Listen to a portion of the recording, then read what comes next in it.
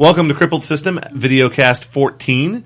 My name's Jeremy Shea. I'm one of the two people playing. That's Andy. Hi, Andy. And Nathan flipped it off twice, and there was a thumbs up. That's true. This is Katie. Katie will be our color commentator today. The game is being played between Jeremy, Valiant 418, playing Legion on your right, and Nate Hoffman, Ridiafan, playing the minions on your left. And Katie's our color commentator, and she's drunk. Super drunk. If you listen to podcast episode 63, boom, you got to hear Katie prepare herself for this moment. Now you get to hear this moment. I hope, Eileen, the camera can't see my shirt, which makes me a little sad because I specifically wore a shirt that I wanted to be on camera. So I have a custom t-shirt from like a decade ago that has one of my buddies on it, and I wanted... Hi, Andy! I wanted I was going to tag him in the Facebook upload for this. That would have been amazing. So maybe I'll lean in and you can see the Pete Spaeth shirt. So I'll post this online because people like to see the list written out, but just so you know, I am playing my... Whoa, the camera went way out of focus there for a second. I don't think it did. It did. It really did. Seriously did. Maybe that went into focus for her because her vision is blurry. Right. Anyway, I'm playing the P. Thagrosh list. I've talked about it on the podcast a few times. It's P. Thagrosh, a Ravagore, a Scythian, a Carney, 2 units of War Spears with UAs, a free War Spear Chieftain because it's the theme force, a Spawning Vessel, a Forsaken, and I feel like I'm forgetting one thing. Let's talk about terrain here for a second. We got 2 walls. We got rough terrain, hill, wall, forest, and an obstacle. Well done. Good job. My list is Lord Carver. I have a Warhog, a Roadhog, 2 Razor Boars, Alton Ashley, Saxon Auric, Gudrun the Wanderer, 2 units of Brigands, and 2 units of Slaughterhousers. Do Brigands always AD or just with him? Not just with him. In fact, because I'm not in a theme force. The Thornfall Alliance's advantage is that all units gain advanced deploy. Sweet. So most of their solos have advanced deploy, so the faction is almost entirely advanced deploy if you aren't using theme forces. So I hadn't thought about this till this moment when I saw you put your thumb down and then your index finger, but if somebody measured their index finger to see how long it go, that would be cheating. Yes. There are anecdotes of people like laying their hands on the table and they're actually using it as a measuring aid. It's just a thing people do. It's terrible. Yep. Well, it's not terrible. It's tactically legal. It's technically legal, sure. Legal. It's still terrible. Those aren't antonyms. Yes. So what scenario are you guys playing? Overrun, No, it's Outflank, outfart, outfuck, outfight. It used to be out lots of things. Now it's just, now you only have to outflank. Oh, okay. You don't have to outfight or outfart anymore. Apparently not. And it used to have reinforcements, but doesn't anymore, sadly. It also does not have Killbox, I believe, or did it have Killbox? I forget. I honestly don't remember. With the 2 casters we're playing, I'm not sure we would have cared, but I don't think it does. Well, but the same thing with 2014, it doesn't seem like Killbox is as important just because you have to be so far up anyway to contest the zones. It depends on the caster. The introduction of the Dominate mechanic means you're more likely to want to be up close anyway, and Hordes, because of control areas, is more likely to need to be up close anyway, so because we're Hordes on Hordes with 2 beefy casters, it's irrelevant that there's Killbox. Like, if I were playing Assyria, I inched forward with my caster every turn specifically because if his caster gets within 13 inches of me... what did you just do? You inched up and then you moved back. The guy that I started to move was a Slaughterhouser whose spear had broken off, so I thought he was a Brigand, so I accidentally started to move somebody from the wrong unit. Okay. But anyway, I inched up constantly trying to get within 13 inches of his caster so that I would have the back pocket assassination run because Carver is really fucking scary in melee when he feats. So very similar to Chromac with 13% range. Right. No jump, sadly. So you just moved up, and I don't think you did anything particularly interesting. Threw a ring out, Ravagore shot. Yep. I'm advancing forward and digging in with some guys. I took the side I took. I don't remember 100% why I chose it. I know there was some rationale behind it. They're fairly similar. Like, both sides have a rough terrain that's +2 defense against shooting. My side, the +2 defense rough terrain is also elevated instead of forest, so it's actually useful against Legion. The covers on both sides, they're kind of similar. The house ended up being kind of a pain in my ass. I was a little more bottlenecked than I wanted to be, so I think I chose the wrong side of the table, but it wasn't that big of a deal. The other thing is I've prayed with the 2 units of War Spears have prayed the 2 units of Brigands. The ones that are across from. I'm using a new token set that I printed off online. I forget who the guy that created was. It was really awesome. I'll put it in the thread notes. But anyway, it comes with multiple things, including prey markers, which are nice. Now, one of the questions that our listeners had was why you chose to make this list the way that you did? Oh, that's true. They did ask that. Do you want to go first, Nate, or should I? You can go ahead. Okay, so Pete Thagrosh, I wanted to play him in theme because of the plus 2 inches of deployment, so that locks me in a little bit. I don't know of anyone who would play Pete Thagrosh without a Carnivian, so obviously you're going to be locked into the Carnivian. With Draconic Blessing, a Scythian's kind of also an automatic. Wait, interruption. That's the best use of Gudrun the Wonder, is get his stupid fucking worthless ass in the way of something. So I didn't want that Scythian coming towards me and killing all my tough brigands, so instead I put a piece of garbage fucking useless ass hat in front of the Scythian. So is he engaged at this moment, so he can't be knocked down for shooting? He can still be knocked down. It's just harder to shoot, so the plan is that the Scythian is going to have to kill him. Or the Carnivian would have to kill him. Like, something with multiple attacks would have to kill him, and either way that means the Scythian's not moving up, because either it spent its activation killing Gudrun, or there's something else in its way. Right. The Ravagore, I just like Ravagores. They help keep people honest when they're playing against Legion. Spawning vessels required for the theme. 2 units of War Spears rather than a War Spear and a... Oops, sorry, go ahead. Second interruption, Alton Ashley just did 11 damage to a Scythian, to a Ravagore. Alton Ashley was a fucking He shot it, rolled a 6 for his auto damage to the Spirit, and then I rolled 11 at dice minus 6 also to the Spirit, so I did 11 damage to a Spirit. Fuck you, Ravagore. Continue your story. Yeah, that was fucking bullshit, by the way. The Alton Ashley all game was fucking bullshit. Although, at one point, he's fucking awesome for me, but we'll get to that. Yeah. Spoilers. Spoilers. Yeah, it's only like on the second turn, but yeah. Yeah. So, I think that with the UA now moving existing... back and then forward.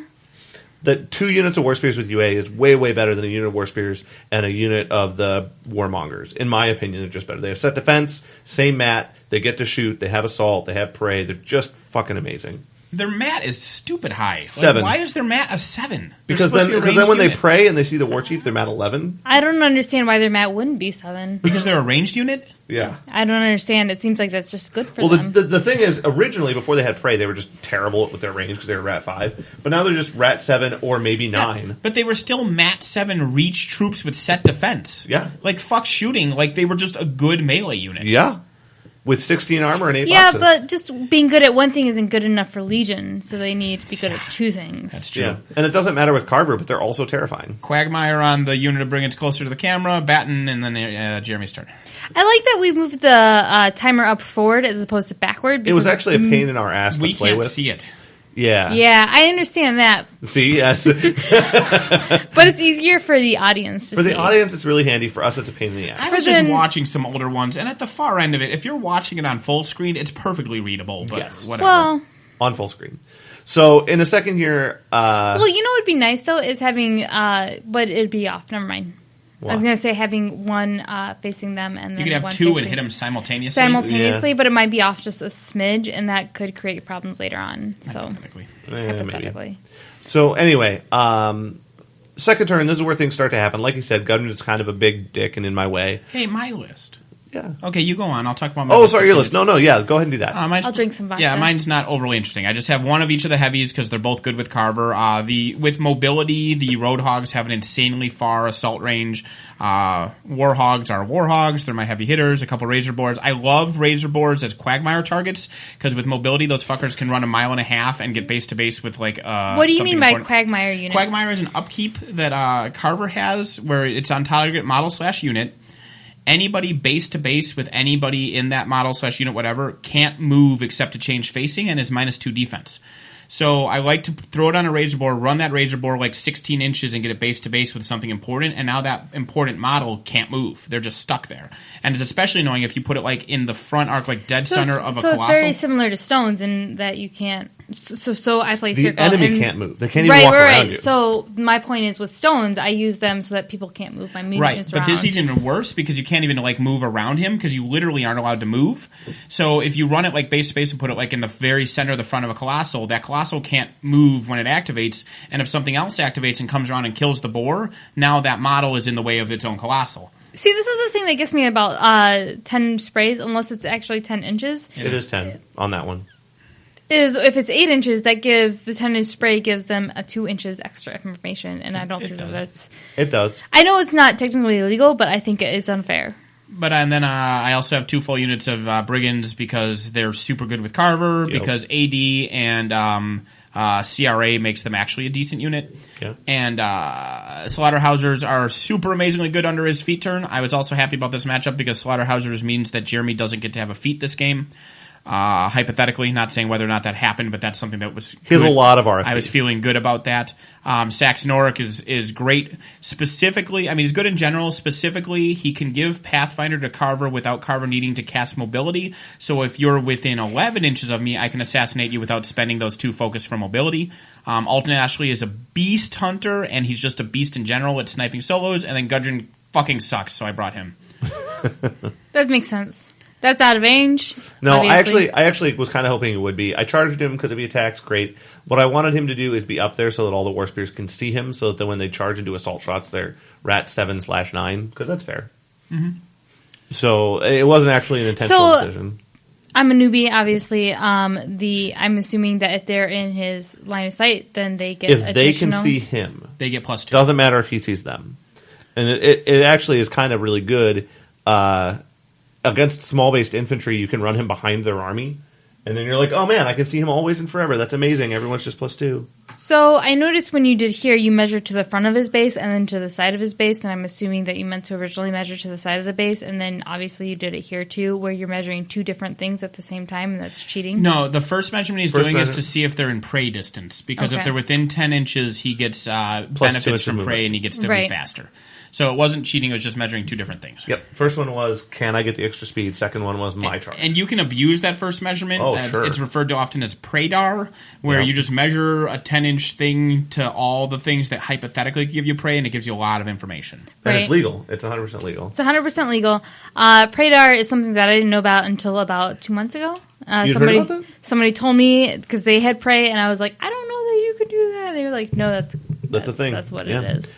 I honestly and truly, with the War Spears, don't use it as Praydar very much. What's great and kind of humorous about prey with them is if you're in prey range, you don't need the speed to charge your target, because the math works out exactly. So Nightmare is the same way. Yeah, so it's kind of like, oh, well, I guess I can charge the back row then. Your dice need to be better to read. My dice are unreadable. We've talked about this on a couple of other video casts. They're really, really readable in person. They're the Crippled system dice. They are very readable in person. They're not super readable on the video, and neither are Nate's. We both, 6, and that was another 6. I mean, I can read my dice. I thought it was a 2. I can read my dice too. That was an 8. But the point being, in general, we should just like borrow Brian's dice that are the giant clear casino dice or whatever. But we all have our dice that we use, and nobody wants to like switch out their dice. I don't know. Mine are pretty clear. We have a second camera. What could also be done is that a camera die. There could be a dice box where that could be an insert in the corner here, which is actually a good idea. Yeah, and so like you could have a dice box, and that same dice box insert could even have the clock in it. Ooh, I like that idea. We'll come up with more for Andy, and we'll tell him after this. Anyway, so you killed a couple brigands. Good for you. So I don't know, Nathan, if you went through why you picked what you did. I know Jeremy did. It's all very generic things that are decent. Pigs don't have... Carver is just a solid caster. Anything is going to be decent with him. So there's no particular synergies here. The closest to specific synergies here is the Roadhog with mobility has a 20-inch threat range, and Saxon Oric gives Carver Pathfinder to personally go on an assassination run. Everything else I just brought because they are good. Brigands are just a good unit with Carver. Slaughterhousers are really good. Alton Ashley's good. Gudrun is Gudrun. I mean, so there's no huge synergy here. This is one of my most generic, just like, here's some stuff in a lists. But it's still a decent list. I mean, it's not like random shit list. It's mostly just self-contained, decent little units. So I just like to point out, I just put 3 War Spears into that side. Like, obviously I'm pushing harder on the left.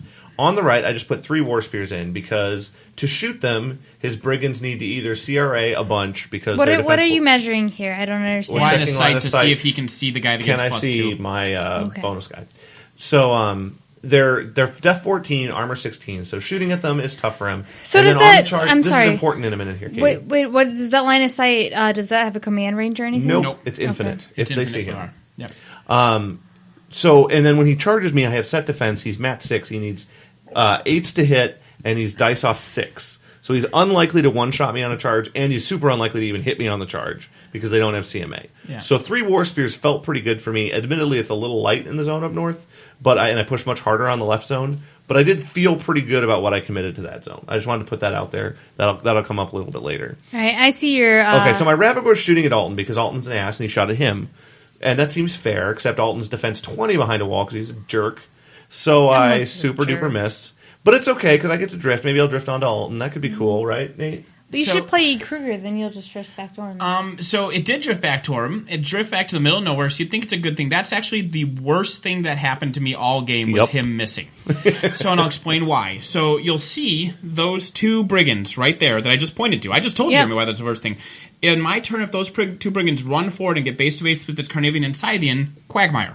His Carnivian and Scythian are stuck way back there on that stupid hill, out of the zones. I get to slam forward into all of his War Spears, kill all of them, and then his beasts are stuck there. And then next turn I get to feat and kill both those heavies. So why can't you run through that circle? The circle is an auto point of damage. And you're 1 point damage? Yes. 1 wound. Okay. They do it tough, but they'll fall over. They have tough, and they can't go around it to the top of our screen here because they get into reach range of that War Spear. Yep. So that drift to that exact spot was huge for Jeremy. That's the worst thing that happened to me all game was that drift. Now, I'd like to point out to the listeners down here that him being able to eyesight that if he did a run move and then, did whatever, then he would still be within reach range. It's pretty huge. Right? Yeah.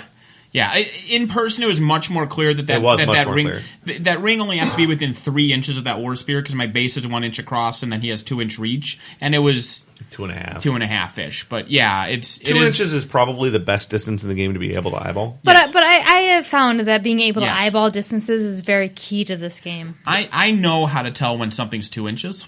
Yeah, you do. Yeah, you do. Because your penis. No, because I play a lot of reach models. Oh, okay. And your penis? Well, it's 2 inches across. That's weird. It's like a Coke can. I don't think so. It's smaller. All right. You're drunk enough that you might have called that bluff. So yeah, she might have. You don't want to go there. So now it's my turn, apparently. Yep. Hey, speaking of which, I've seen Jim's penis. Wow. No, I thought you saw his butt because he was peeing. I saw nothing, actually, because he was very covered when he pees, Gotcha. which is weird. Jeremy covers his whole but none. Okay, so anyway, here's where Jeremy was wrong. These guys are going to die. So a big CRA is going to take care of that far back guy. He has Fog of War up, so he's defense something, but it's like an 8-man CRA, so defense something doesn't matter. Yep. No, I find it interesting the way that you measure, because I'm actually measured the other way. You took from where your base was. It was because of the house. The house was in the way. It was easier to bend the tape by measuring backwards, so I started at him and measured towards my own guys. Normally I would have measured the normal human way like I did just right there. Right. So here's where he charges me. For anybody who's not familiar with Brigands, you might ask how I shot, and then I'm activating again. I did the Hog Wild Prayer, which they have, which allows you to shoot and then take your full activation like normal. The only restriction is you can't shoot a second time. It's one of the... Brigands are actually a decent unit. That's a run. Brigands are a decent unit. They're just overpriced at 5.8. Having CRA and Advanced Deploy, which is what Carver gives them, really makes them worth a 5.8 unit. I think without that, they're a 4.6 unit, but... And it looks like you're using War Room to track your damage. I'm using War Room, indeed. So he's got 3 guys on 1 War Spear. That misses. guy missed, see? That guy rolled an 8. And then, just one-shot him at dice off 6, needing a 14 on 3 dice. Well, sure. Because that should happen. Well, that's not that uncommon. Then you'll just hit when you only have 2 guys. And then again in one-shot me, so that's... No, that guy. The first guy didn't one-shot you. Oh, you just hit all your 8s. The second guy. You just hit all the 8s. I hit 8 on 3 dice is not uncommon. I hit 3 of 4 on 2 dice. It would have been 3 of 5. I just didn't have to go to the last guy. The 14 one-shot, yes, I agree. You only had 2 guys on the bottom guy. I'll also point out that there's an entire unit of slaughterhousers there who are you weren't living. Yeah. It just turns out... The back one getting shot, it was the Hog Wild Prayer that got me, because the back one getting shot and then the charge. The back one was going to die from the CRA. Yes. It's just that the guy dying to charge, but the guy dying to charge is irrelevant because all these guys just ran, and instead they would have used their reach to charge and finish you off. Probably true. And now I have a zone. Zones are good. So he gets his own, and there's... I had other stuff I could have jammed in there. I wasn't actually that worried about it. He's talking about maybe moving Carver into the zone there is what he was measuring, if you're curious. That was his control range. Yep. And there's a thumbnail. There's Nate leaning on the table, and I'm sort of leaning on the table. You can see a little bit of Pete Spaeth there. You can a little bit. That's his shirt. Now, here's what's important, I think, is that you are thinking about the situation, but you aren't using that much time on your clock. And I find that a lot of times what I do is I will think about a situation for 5 minutes, and then all of a sudden I'm down on the clock. So we've talked about this before on the podcast. It's important to do a lot of your thinking on your opponent's clock. Like, Jeremy, during my turn right now, he is already thinking about what he's going to do about those 2 units I have in the zone. He's already planning what's going to go in there to contest it again. He's planning all that stuff. And vice versa, on his turn, once he only had the 3 guys in there, I was planning that my brigands and my slaughterhouses were going to clear it and so on. So that you when you do a lot of your planning ahead of time on your opponent's turn, you can just make adjustments during their turn. Like, you're like, all right, I have my plan for next turn. And then he, like, does one other thing, and you're like, oh, I need to change my plan slightly. Now I have my plan for next turn. But it's important to not get locked into a plan that way. You also have to realize that at a certain point you might have to discard your plan and start over. And that's the biggest skill, I think, to come into as far as clock management, is knowing how much of your planning you can do on your opponent's turn. How do you do that? Because one of the things I know that I struggle with is I will have a plan and I'm like, I'm going to do this, and I'm going to do this, and I'm going to do this, and oh, he did this, but so I'll change it slightly. But how do you know when you're like, oh, my original plan is just total shit and I should change it? It's really tough to do sometimes. There's a certain point, for me, it's when it gets too convoluted in my mind. Like, I'll look for the end result of what I want. I start at the end, and then I go backwards. So it's like, I want Model X to kill something. For that to happen before Model X activates, I need, like, let's say this Jack needs to clear zone. Before the Jack clears the zone, I need to have the Choir go on it. And before the Choir goes on, I need to, like, do this one spell. And before that, I need to kill this other model that's in the way and go back. And once your entire army's, like, once it gets to be too big of a deal, you have to step back and think, maybe I'm putting too much effort into plan A. What could I do entirely instead? Like, instead of clearing the zone, maybe instead I could kill these 2 heavies, or maybe instead I can go for the assassination, or maybe instead, and see which of those is the least convoluted, or most importantly, there's Pete's face, more importantly, and this is a big one that people have brought up a lot, which requires the most dice rolls to be successful. Yeah, right? So if it requires more dice rolls, you should not do it. Yeah, something that I've seen, I forget who it is, somebody on the Private Press Bar, their signature points out, and it's a true thing, the good play in this game consists of making the dice as irrelevant as possible. You can't fix dice rolls, you can't fix rolling trip ones, but you can fix not needing to roll in the first place. And that's where skill really comes in, is trying to set those things up. Speaking of which, I just rolled Snake Eyes 3 times. I see that. I did, however, kill that fucker that gives +2 to all his attack rolls. You did get rid of him, which was good. So your turn, I noticed, is taking significantly longer than I initially thought that it would. I slowed down. I cleared the zone. This problem. My plan was to clear the zone, and I did that, and then I had no plan for this lower half of the table. Yeah. More importantly, I was just kind of jammed in here, and I didn't know. The issue was, if the brigands activated first, they were in the way of the slaughterhouses. If the slaughterhouses activated first, they couldn't really get much done. So I'm really bogged down here, specifically because that one war spear right like at the edge of the hill there. The slaughterhouses couldn't get to him because the brigands are in the way, and if the brigands activate first, the slaughterhouses can't get to anything, so I just have no good order of activations there. So I have a question, because this has happened to me before, where it's like, if I activate something and I do something with them, it's actually detrimental to me because it takes so much time. Is that something that you take into consideration when you're making these judgment calls about whether to roll those dice? At a certain point, but usually not when you have this much time left on your clock. Like, towards the end of the game, you can be like, well, this guy's irrelevant, he's just going to not do anything, and that's fine, but usually just random attacks are worth it, but when it's like mechanics or something like that, like, I'll do things, I'm sure there's a lot of times here where I don't bother with attacks on stuff, especially if you have, like, model, well, with my Quagmire models, I'll have them like charge in, and I'll just whatever he's or run in or advance. I'm not even bothered to attack because it's like dice -11. It's pointless for this guy to make its attack roll against the Carnivian. Yeah, and I like to point out to a lot of people as I'm watching this, I noticed that your ruler is very up against you, like it is now, so that it's not very obvious what the distance is between 2 people. Yeah, I hold it vertical against my chest a lot. How much of that is conscious and how much of that is subconscious, I don't know, but I definitely do that. Well, it's a good thing because it's not cheating, for lack of a better way to put it. Yep. The other thing, I just rerolled my location die, which really, frankly, didn't matter against the 4 damage I did to his Razor Boar. Something that I've seen at tournaments is people aren't consistent about when they reroll. I reroll if the dice is not flat. If it's not flat on the table, if it's flat on top of a piece of terrain and it's a sloped hill, I will reroll it. If it's a flat forest, I won't. But anything flat, I will let go. If it's at all tilted, I won't. And I play that the whole game. And the reason I do that is so that I myself don't get tempted later in the game to be like, well, that's sort of flat, so I'm going to leave it because it's a 6. Yeah, and we've seen that, but we've also seen, like, I've had the feeling before where something is sort of flat and I haven't re-rolled it, and then I felt bad because it went my way. Quick interruption because it's topical. What that die roll was a free strike for my Razor board to get in front of the Carnivian to repeat exactly what I did with Gudrun. Yes. I love letting people kill my 3-point models on their half of the table. Yep. That's my favorite thing to do with crappy 3-point models like Gudrun and Razor Board's only 2 points. But my favorite thing to do with crappy solos and crappy little lesser war beasts is just to run them ahead and get them in the way because it's annoying.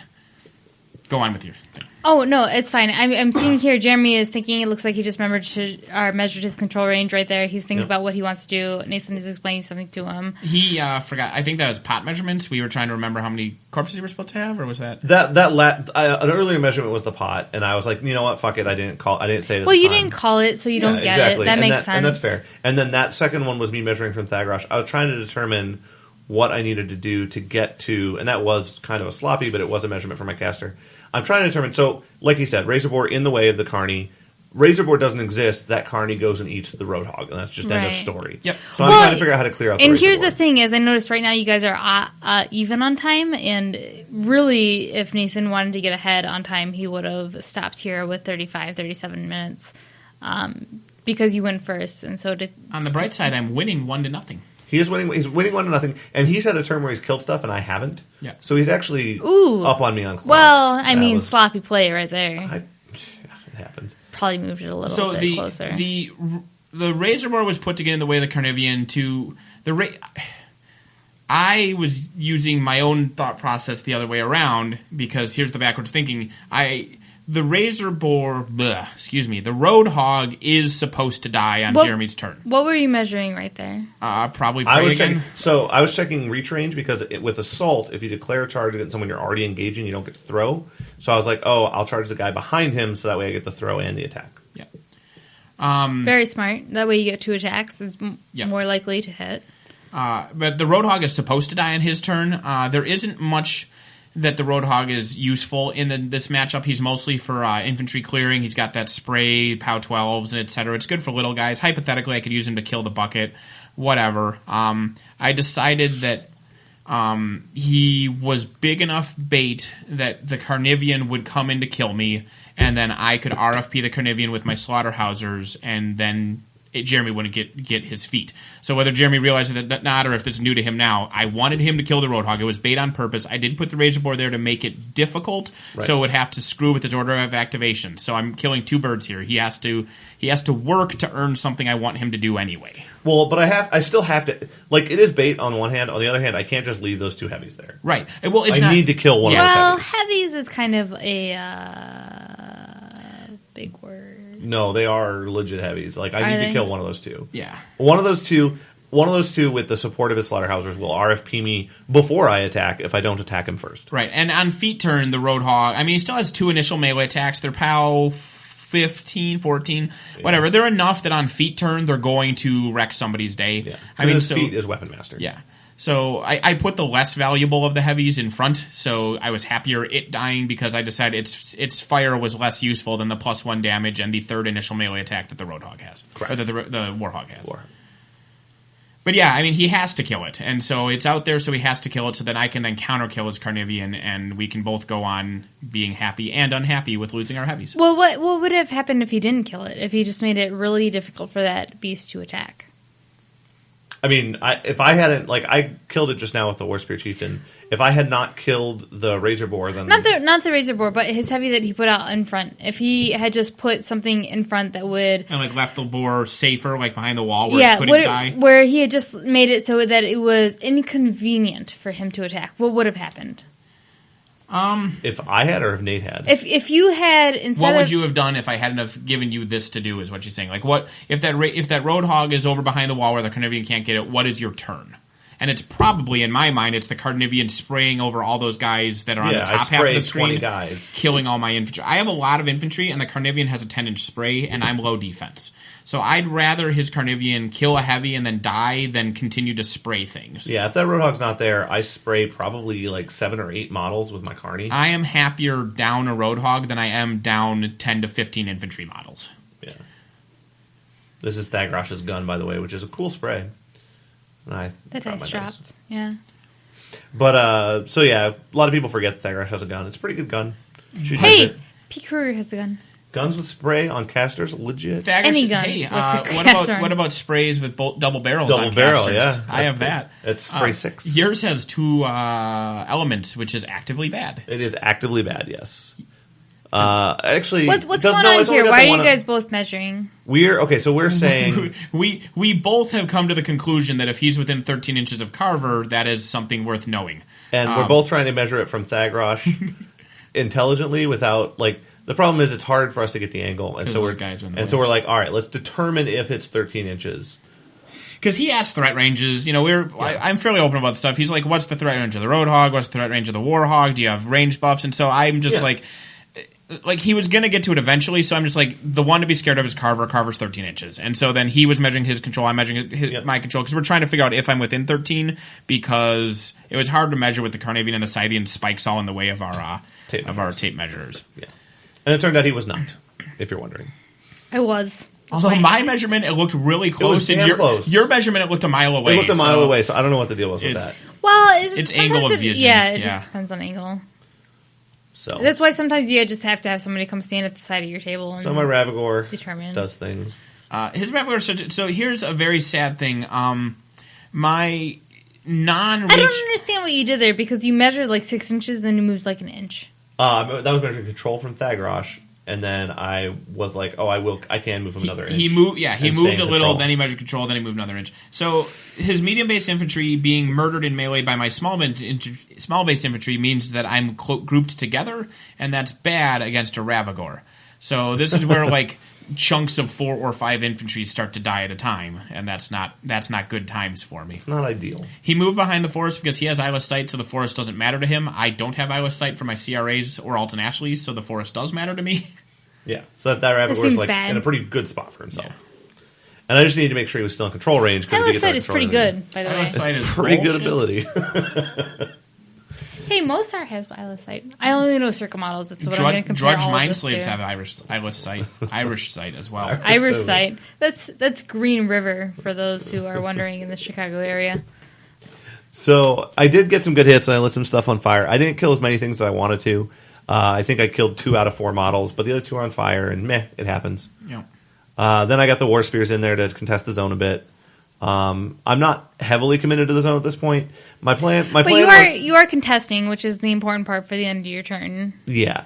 I thought about, I guess I haven't activated him yet, so there's a little bit of spoiler, but I thought about committing the Scythian to the zone on this turn, and I decided that getting him RFP'd by 4 or 5 Slaughterhousers was not worth making it super hard for Nate to score this turn. It's only got 1 point. He can at most score 2 this turn. He's just straight not scoring that bottom zone. He's just not. And so, like, at most he'll go to 3. I decided I could live with that. So I put the War Spears in there, killed quite a bit of infantry, and then called it good enough. So from a clock perspective, I noticed that you're at 22 minutes and he has 33 minutes. He has 10 minutes on you, which makes sense because he went second. Right. But 22 minutes is not a lot of time. I have struggled with the clock because I couldn't see it. I've played a lot of Death Clock games. I'm used to playing on the clock. When I can't see the clock, it's really hard for me to estimate how much time I'm using. Yeah. Spoiler: this game is sped up for a reason. The Death Clock does.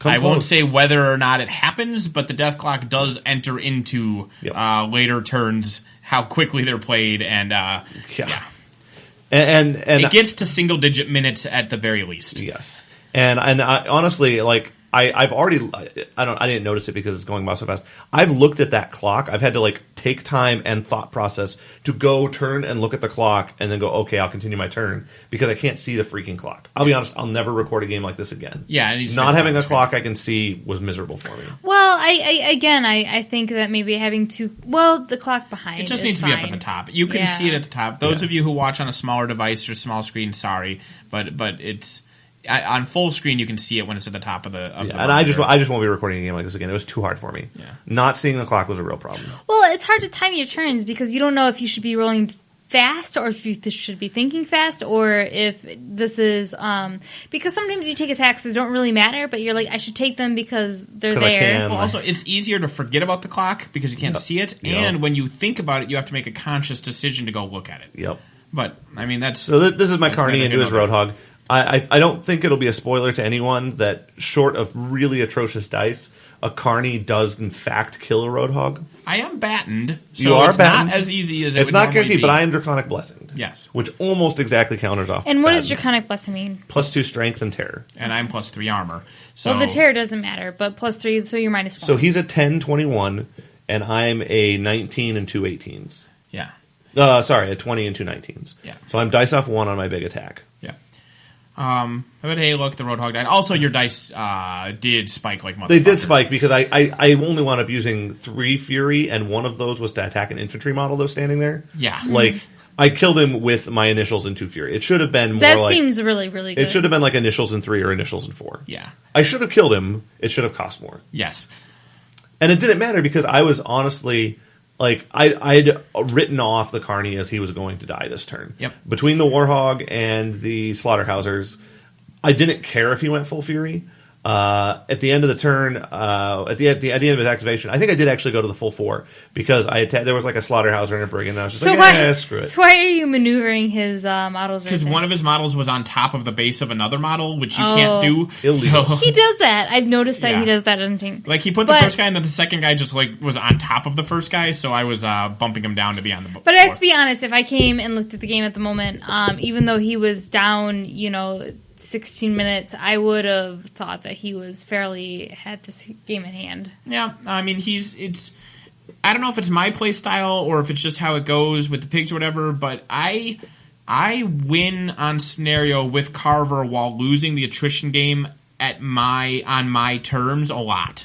Like the last time I played pigs was at a tournament and I went 3-1. My 3 victories were all with Carver, and 2 of those games I won on Senario with Carver and 1 other model left on the table. Yeah. Just because as I point out with Gudrun and with my Razor Boar, they die pointlessly. They don't do anything. They don't kill a single model. All they do is die, and that's why I hate the term earns their points. People use, it didn't earn its points because it didn't kill its own value. Gudrun earned way more than 3 points by keeping that Scythian a mile back from the front lines. Right. It earned me the points of having Senario advantage. It earned me control points. It earned me tempo. Same with that Razor Boar who died. He earned his 2 points way, way more than he would have if he'd killed a couple things. Right. Well, it's not the points aren't in what he killed. The points are in what he accomplished. Right. And I will say, at the end of my turn, I backed that Scythian up. That was based on threat range of both the Warhog and Carver. I decided that if one of them killed my Carney and then the other could kill my Scythian, that was disastrous for me. Yeah. So at the very end of my turn, I backed the Scythian up a couple of inches to be outside their threat. Which wasn't much of a turn for the Scythian, but felt like the right decision. So, but he's still got that guy behind the forest that you can't charge. Yeah, although he's taken decent damage because he got shot a second time by Alton Ashley for another 4 or 5 damage. He's healed him a couple times, but he's taken good chunks of damage. So my turn. It's time for a Carnivian to die. It's time for some zone clearing. Which Carnivian dying, I don't even remember if I use Carver's Feet or not. I don't think I do because I don't think oh no, I might use Carver's Feet. I do not remember. I'm thinking about it. I'm pretty sure I use Carver's Feet. This will be an experience for all of us then. Yeah, we'll see how many dice I roll. Is this can't be this is the Brigand? You know what I hate when I roll a 6 on my Alton Ashley just one-shotted a Shredder with his gun and then Swift Huntered up into better cover. Yeah, that's true. God, Alton Ashley was a boss that game. He's amazing 2-point solo. More people should play him. Yeah, especially in hordes. He's definitely worth bringing. Once again... Does he play for all hordes or just certain hordes? Most of them. Maybe not Scorn. I think he plays for everybody else. He doesn't play for Legion. He doesn't play for Legion? So Sadly maybe not. just Trolls. He plays for the quote-unquote good guys. Yeah. So Circle? Circle and Trolls. Circle Trolls. So coming in there, Trolls are good more guys. non-reach melee. This time I do not kill them, mostly because I advanced instead of charging. Right. I also did not hog wild. I toughed and fearless because where they are is not only attacking that war spear, they're also in the way of that other war spear or the Scythian or Carver easily getting into that zone. So I'm trying to make a bit of a wall by just toughing those guys and putting them in obnoxious places. That line of sight check was a legal line of sight check where he was trying to determine if he could charge and stay out of that ring, by the way. Yeah. What do you mean by legal sign of... You can measure your line of sight to anything. So you can Well, just, right, but why would it ever be illegal, is my point. He wasn't measuring it to anything. He was just saying from the edge of my base, where does that go when I draw a line? No, I was checking something. I was Right. checking if I could see something. Because But you can't just measure straight lines from your base to arbitrary places. You have to be checking line of sight. And so I was checking line of sight from that model around the a Scythian or brigand. something. Yeah. Hey, look, I killed that war spear. Yeah, that happened. Three slaughterhouses, one of whom charged. That'll happen. Carver mobility advanced, and then he's going to do a little spray action with his shotgun. Double barrel. Ba-bam. If I kill that guy, that puts me up to 3. And if I get to 3, that means if I clear that top zone with Carver in it again, I win target game with 5 control points.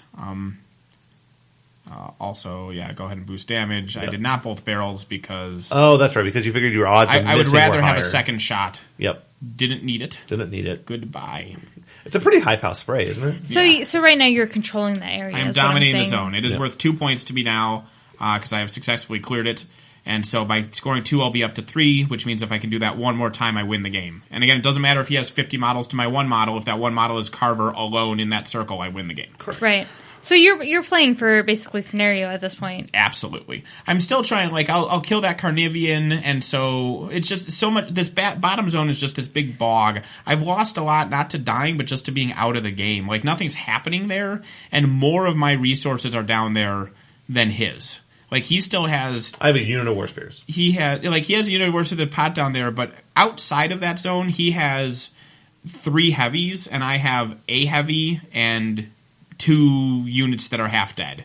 Well, no, the slaughterhouses up there are full, but outside of that melee down there, I have 1 heavy, I have the unit of slaughterhouses, and I have 3 brigands left. So should this normally happen that you have a zone completely controlled and a zone that's just kind of okay, well, I'll contest it, but that's about it? Yeah, kind of. I mean, you want...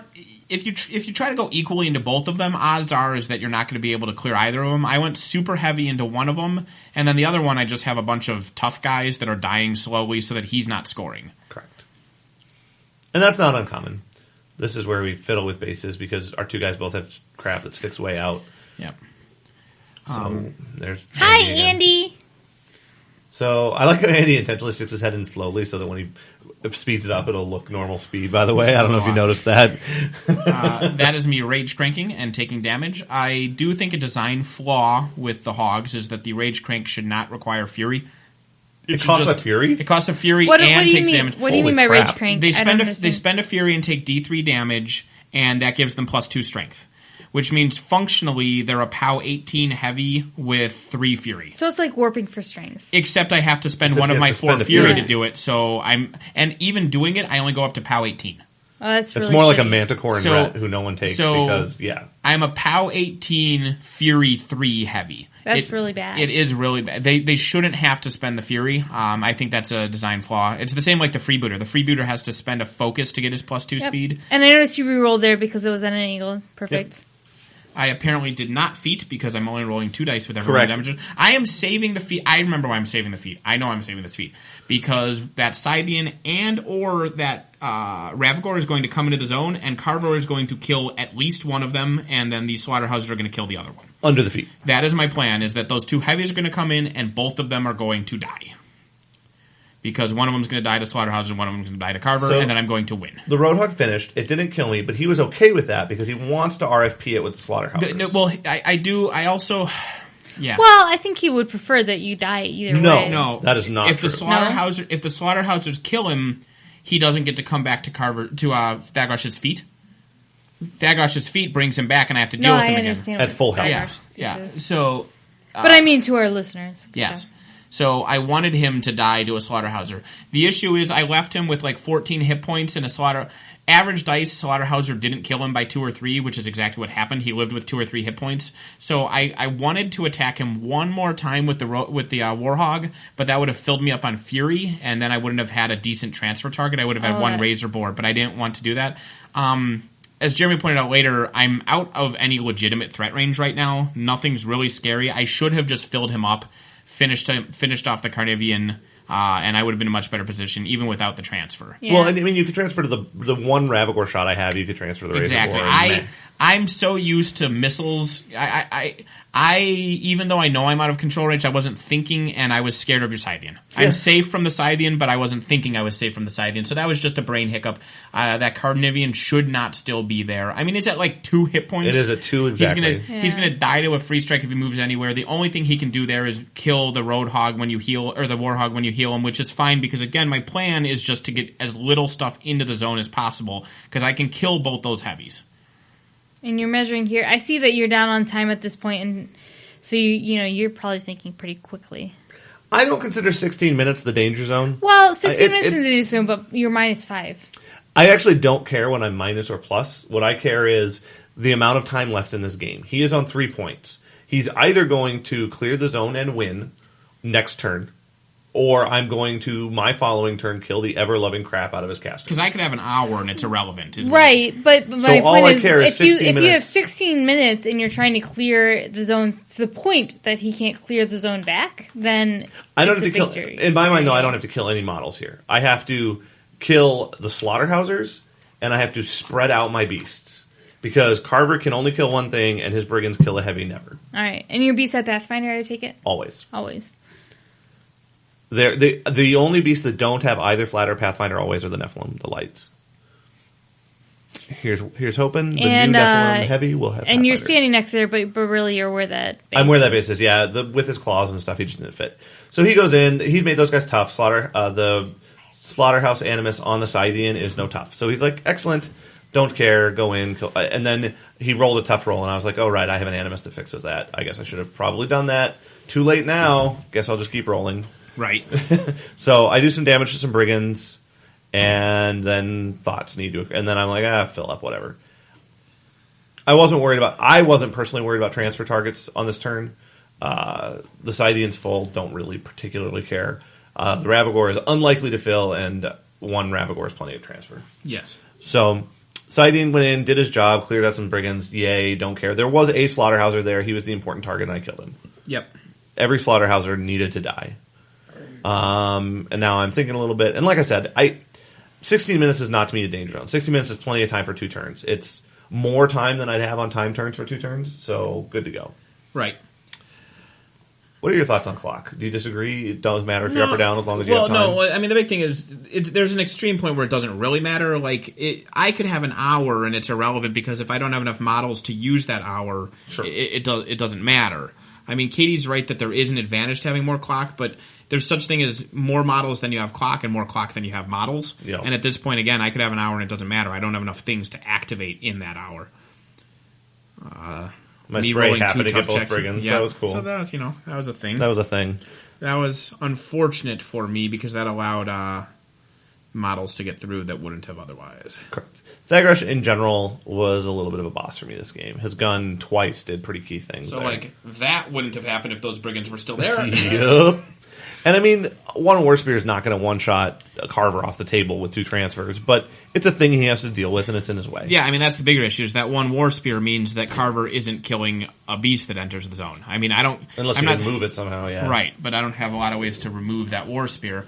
Especially without first activating Carver. Like, I have a Razor Boar right there who could kill you, but only if I give him Pathfinder, which means Carver needs to activate first. Right. So that War Spirit getting through was really bad for me, so failing those tough checks was unfortunate. This was another issue, was an oops for me. There's no reason for my 3 Slaughterhousers to be that close to each other because they have reach.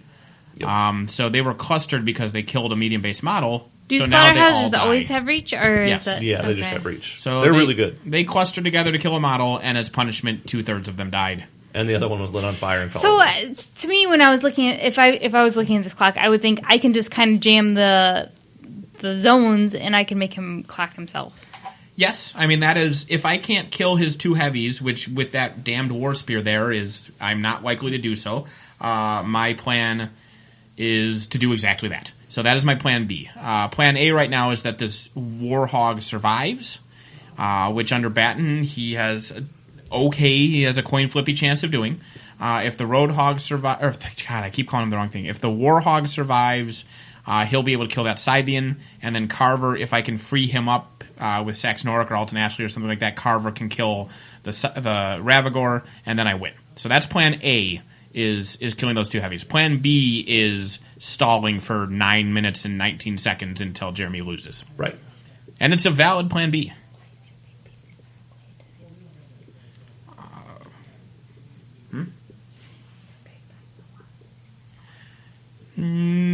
Katie's asking me a question, and I think she's wrong. The pig behind the little guy? Yeah, the little piggy. guy. He's facing forward. He's facing to our right. Yeah. That thing on the left is his little curly tail. That's not his face. Yeah. Oh, okay. Yeah. Katie was curious why my pig was facing the wrong way. As the answer is, Katie had drunk a lot of vodka. That's true. Yeah, I did. So in the wreckage of the building, he has Alton Ashley, he has the pig, and he has Saxon Orc. And I no longer have a Warhog. And he no longer has a did Warhog. indeed die. Yeah, and so that he didn't need to die. I mean, I should have forced the one more attack from him so that the Carnavian wouldn't be alive.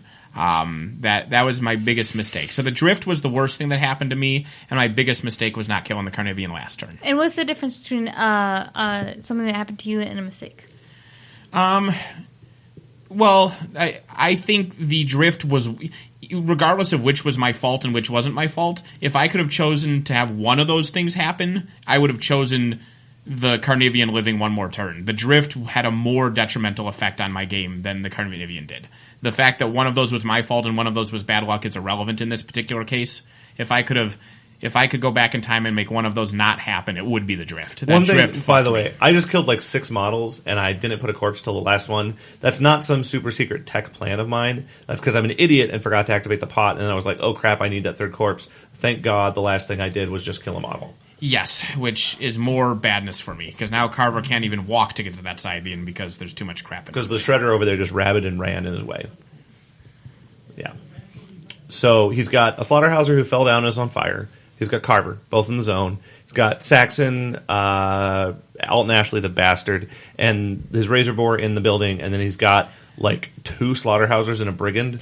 Yeah, but you only have 6 minutes left. I feel like this Fired. would be... Yep. So it's Plan B time. We're not there yet. We're not there yet. So this is Plan B time.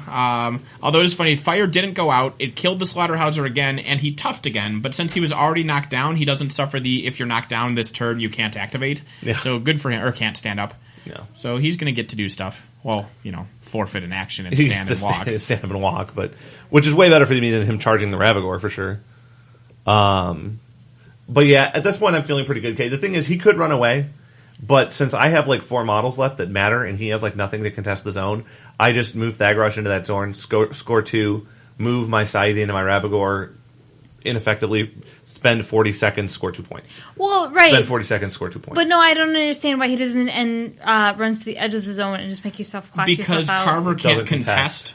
So since Carver can't contest, all he has to do is kill like my 4 other guys who exist, and he just wins on Senario in his 6 minutes. Yeah. So I still have to have enough for him to have to kill to contest things, and that I just don't have. And that's the big change from 2013 to 2014 is casters do not contest. Yeah. In 2013, I could camp in the zone with the Warcaster more likely, but like Carver could batten and hide far away so not much could get to him, and he would eventually clock himself. But with casters not contesting, he could still just kill that Slaughterhouser, my 2 other solos, and then he would just win on Senario. Right. So I'm thinking a long time, desperately trying to figure out what to do. The main plan that I'm trying to come up with is if Carver obliterates, or riffs, whichever one he has, the 2 guys in front of him, he can maybe kill those guys if I get good dice. If I shoot the Shredder, I could maybe one-shot the Shredder and have the Blast do something with that guy, and then Sax could finish it off. But I decide not to. I run a Shredder, or the Razor Boar to get in Thagrosh's way. And then Saxon's just desperately trying to kill that guy with some melee. He fails to do so. See, this is what I don't understand, and maybe this is my ignorance talking, is the 2 models in the zone with your Warcaster, are those solos or are those a unit? The guy with the blue token next to him, he's he's a unit. He's the last member of a unit. And then the guy with the red cloak is a solo. See, I feel like those could be far enough away that he can't hit both of those with his one guy. He has... I have 2 there. You have 2 there. I don't see There's the a Ravagore behind the tree. Oh. That's a whole heavy that has a big long-range gun. Yeah. He has his Warcaster has a spray. He has the Reach Heavy, the Scythian. He has another... the long-range guy up there in the forest. I did not see the guy in the forest. I have been drinking. That's true. The guy in the forest is a big deal. Yeah. Saxon Auric failed to kill that guy. Because I was like, there's just one guy there. You should be able to just, like, meander around. I don't understand, but that makes sense. So we're going to plan B, stalling for time. So that guy walks forward to get... The Ravagore now can't shoot, because he's in melee. Nope.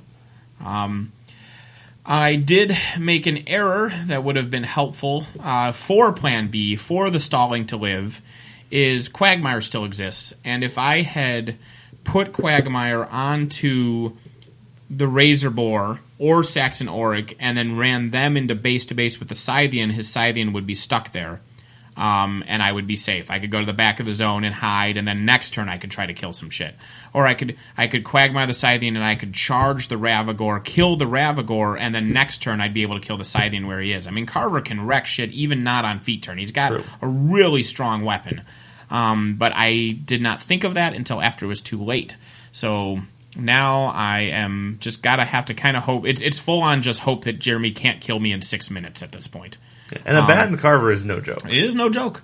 For those of you watching, if you're doing the math, I mean, my plan B is not a terrible last-ditch plan B. I have a decent chance of living. You're just in for an exciting viewing of me desperately trying to find a plan A and a half.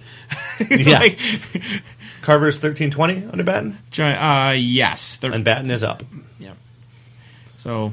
Because the armor here is better for him. In general, I mean, I've got Draconic Blessing, but in general, Legion heavies do hit like a pillow, unfortunately. Yeah. So the armor is better, because boosting to a 15, I only need 9s. It's not that hard. So 13s, I still kind of want to boost, and then he's got the higher armor. Yeah, you're probably going to boost anyway to get those 7s, and so... Yeah. Yup. Also, and this is topical because I think you even disagree. Yes, no knockdown under Batten as well. Yeah, that was not something I was planning for. So I'm planning. I mean, it's still his turn. He's still fiddling around, thinking about what to do with his Fury. So I'm not full on planning my turn right now. I'm wishing that I had not fucked up a couple ways. I'm just wishing there was some magical way that I could have one of those models that's already activated be base to base with a Scythian and have Quagmire on it.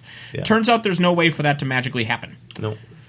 And Alton Ashley, I believe, shot at something? Yeah, probably. Which, again, he could have also been that model, but... Yeah, because he's still standing in the corner of the building there. I don't understand what's going on anymore because I'm drunk. That's a good reason not to understand, at least. I suppose. Like, if there was going to be some reason not to understand, that's one of the better ones. Okay. So it's down to Nate deciding. I guess you already decided to Batten, so I'm not really sure what you're rolling. I was attacking that. I killed your Shredder or something. I was attacking stuff. And you were trying to decide if the Fury was worth attacking things, and you were like, whatever. The thing is, I'm only going to get one transfer anyway before my one random Razor Boar dies, but I just end up saying, fuck it, and I camp the remaining of my Fury. You did. I would just say, no. You got 2. Yeah, I forget what that one Fury for. You, like, hit the Fury. Oh, I was going to heal for one, and then I remembered I wasn't hurt, so I put it back. That's right. Turns out I actually was hurt for one, so I could have healed, but... Really? Yeah, I actually was hurt for one. Because I cut myself on a previous turn because I was bad with Fury management. Ah, okay.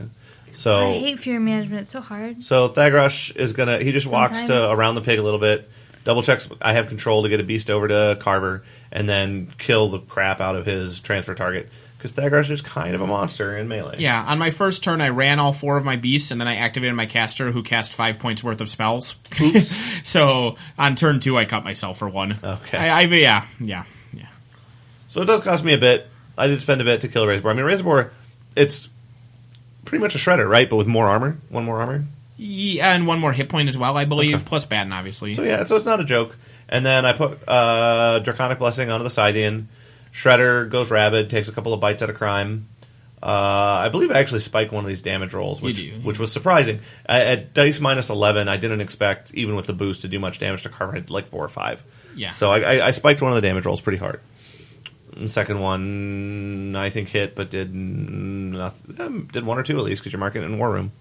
So that was cool. Then the Scythian goes in. 4 minutes, Katie. Can you kill me in 4 minutes? You're on Facebook now. It says, will Muse on Minis come to face-to-face with the challengers at the tourney on 3/22? No, they'll duck. By the way, that die roll was me just being tough. That's Yep. Jeremy rolling damage and demanding I apply damage, and that violent pointing is me pointing out I can't be knocked down, fucker. And I'm like, so damn I'm it. still standing. You still have to roll to hit, So and the buy dice roll he boost. claimed was a damage roll would have been a miss. So, Well, it was a miss. So It I was said, a okay. miss. So I buy boost, and hit, and then I hit, and then it's enough for another tough check. and that is not a pass. Aw. Which is a shame because he's full on fury right now. Yeah, he's straight up done. So if I had The passed, Ravagore could have taken a free strike from a Slaughterhouser, which is no joke, and then Wow, shot what at did you you in guys melee. pause the clock for? That's very interesting. Because game's over.